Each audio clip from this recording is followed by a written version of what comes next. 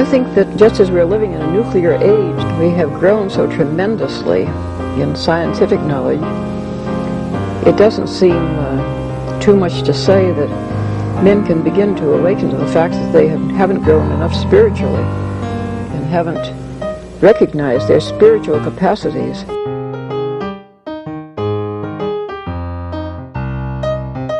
Once something like eating is death, then you've struck at the very heart of life. The enemy of the older radical theories may have been the ruling class, but today the stakes of whether we will reform ourselves into a new kind of human being, a new kind of society, whether we will find selves worth being, the stakes of it are simply life itself. A lot of the fun is in each test or each, thing that they do. So just to kind of like describe some of the general traits of narcissists, here are some of the big ones, I suppose. They are inattentive to others' reality as they don't have any empathy. So they tend to treat others instrumentally, but they will sort of superficially do some of the things that look empathetic or that make them look good, nice, and but inside they're basically using those things as forms of manipulation. They seek validation constantly. So a great charge that they get out of these relationships with other people is their constant adoration and obedience. They want to be validated because, as I understand it, a lot of narcissists or narcissism is kind of like characterized by a deep inner sense of emptiness or inadequacy. So they're constantly seeking to be told by others how great they are. In order to get that validation too, they invalidate other people, belittle them, and insult them, and then expect them to say they're sorry and come back. They act entitled to every possible, benefit. So narcissists will, walk into a restaurant and demand that everything be done exactly the way they want. And then when one small thing goes wrong, they'll demand that everything be redone. They are defensive or conflictual. If you disagree with them, they will make you pay for it with a lot of arguments. They're unwilling to admit their imperfections and faults because they lack introspection and they don't want to change, right? They don't think they need to change. They also lack self-compassion. By that, I mean that they tend to not take care of themselves really either. You might think of them as kind of like a drug addict, and their drug is power and domination and validation. So they're driven by this feeling of power, and they will sometimes do things that are definitely not good for themselves too. House did kind of exhibit most of these traits. And, not everybody who's a narcissist is anything other than annoying, right? It's a spectrum, all the way from kind of annoying and obnoxious, inability to listen to other people or accept them for who they are, all the way to, dorm dad and beyond. Okay. So everybody has somebody like this in their lives, and for the most part, they're not going to kidnap you and or try to get you to drink, Kool-Aid, but some of them do occasionally. So then you might ask yourself, why are people attracted to narcissists and narcissistic leaders? Because, as I said, these people tend to be somehow very dynamic and attractive. Why did those kids, you would expect those dorm kids to be like, why do I want your dad here? He needs to be gone immediately, right? This is not cool. But, once they were exposed to his personality, they really loved the guy and they wanted him to stay. So narcissists can seem extremely confident and authoritative. That is the external, mask that they put on. They often voice strong convictions and beliefs. They want to get people caught up in those. oftentimes, if they're the type that start cults or cult-like behavior, they have mesmerizing personalities. You don't know exactly why, this person is so mesmerizing, but they are, okay? And it's like you can't take your eyes off that person, right? There's something about them that, uh, oh, there's another word for this, magnetism, right? So, and also, they're just plain domineering. And most people just don't want conflict. And so when they're confronted someone who's pretty shamelessly like domineering, oftentimes people in the moment will just say, I don't really have the energy to deal with you. I'll just agree with you. But then that adds up. That's validating them. Then basically you've trained them to try again at a higher level, right? But it's normal for us to sort of have the attitude, gosh, I don't want to have a fight. Oh, what you're saying is I'm bull, but I don't care. Fine, you're right. So this is part of why they're able to do these things. Other people's low confidence, weakness, and drift creates opportunities for them to fill that vacuum. So, students away at college are a pretty good target because they are kind of a little bit adrift in the world, and they really don't know exactly what they're doing. So, if somebody that they think is cool comes along who can kind of take charge, that's attractive. And also, people want to be a part of something bigger, and a lot of times, this type of person lives large in some way. They may be very flawed, even, but they're flawed in a big way, and their lives seem to be dramatic. Like that, you could be a part of that drama, then you could also live large. And so, maybe some of their insults and their less positive traits are worth accepting because of that. So, yeah, they are attractive. And there is this element in human beings that really knuckles under pretty fast to authority. Um, when somebody acts like they know what they're doing and looks like they know what they're doing, other people will just assume that they know what they're doing.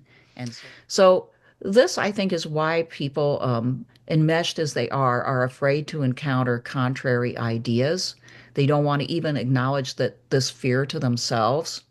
They want to not think about those things because the price of leaving can be even worse than this. It can be even losing your job, your marriage, your friendships, all of your friendships.